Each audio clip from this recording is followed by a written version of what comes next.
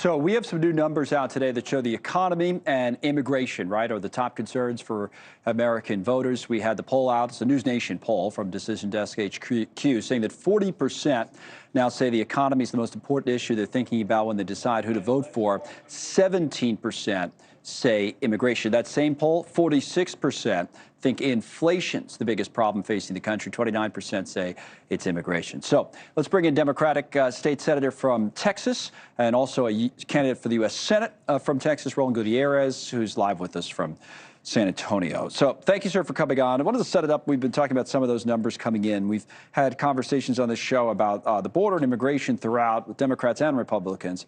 What I find interesting is a lot of the Democrats we talked to, Henry Cuellar's one and others, they're relatively moderate on it, and they're relatively critical for a Democrat of the administration. But what about you? You think that they're going about that the wrong way? You support what the administration's been doing at the border? Or? Let's be real clear. We've had a broken immigration system for a long time with Trump and Bush and Obama and everybody else. Matter of fact, Obama deported more people than anybody else. And the other side of that story is we're deporting people every day in these United States. We're just not getting in the media the full story. The fact is that the only people that can fix our broken immigration system is those same congressmen and congresswomen that you're mentioning, senators like Ted Cruz, that refuse to do anything to fix the border in a real way. They point to the White House and say, hey, it's on you, it's on you. The fact is the results and what the requests are from Republicans are to go back to Trump's stay in Mexico, Title 42. It didn't work. It made us more dangerous. It allowed people to come back and forth with impunity without getting checked or tagged in a computer system. Under Title 8, someone gets processed, they get deported. When they come back, they go to federal prison. Yeah, sure. We've got more folks from different countries that are coming in, Venezuela to speak of, under a TPS program.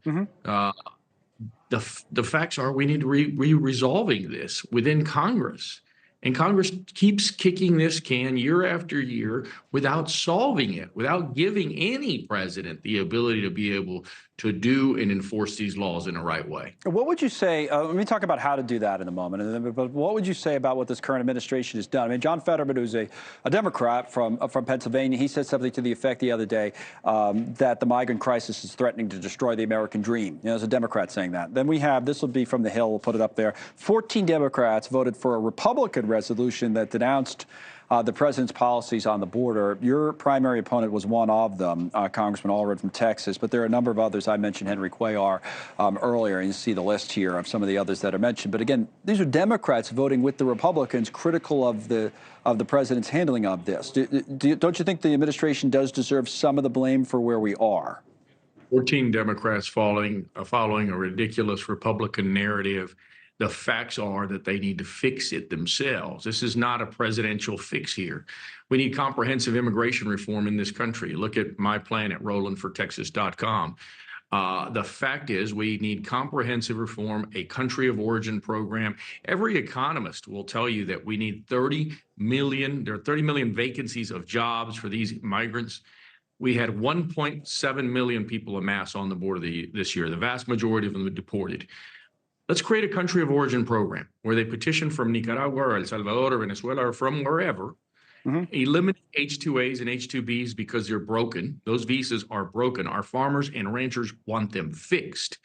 Our meat packing plants are hiring migrant children illegally. Let's fix this thing so that we can secure the border in a real way, so that we can stabilize our economy, improve our economy, and secure Social Security for the next 100 years. Some frustration building, right, that it doesn't seem like we're anywhere close to any of that. Every time we see it, and maybe it's just all the fighting back and forth, but it doesn't seem like a fix is coming anytime soon, no matter what your view is on this issue, right?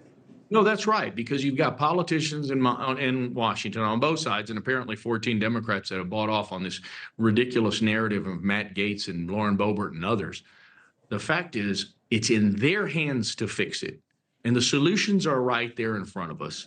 But they don't have the fortitude to go to the American people and say, this is how you fix it. I don't know if By they're the way, with Gates and all those people, or whether they're just saying that, the Biden policies at the beginning of the administration, especially, a little too lax. He should have came to this issue a little bit sooner. I mean, isn't that they're fair? not too lax. I'm sorry, they're not too lax. The fact is, Title 42 under the Trump administration made this country more dangerous. I'm an immigration lawyer. This is my day job. I know what happens on this border. I represent 400 miles of this border. And by the way, I'm the son of immigrants. I can't speak for Fetterman, but the American dream is alive and well. The problem is the Republican Party keeps shrinking the American middle class more and more because they refuse to do what's right for the middle class of America. We need to be talking about the economy for sure. We need to be talking about healthcare and education and the things that are truly affecting the middle class and affecting people to obtain their American dream. Right. We've got to change the narrative for sure, but congressmen and men and women and senators, they need to go fix this themselves. They refuse. It's a big issue. We've talked about it. We talk about it almost every day, and we will continue to talk about it. State Senator Gutierrez is running in the Democratic primary for the U.S. Senate for a chance to run against Ted Cruz. We thank you for coming on, sir, and we'll follow the race and we'll follow the story.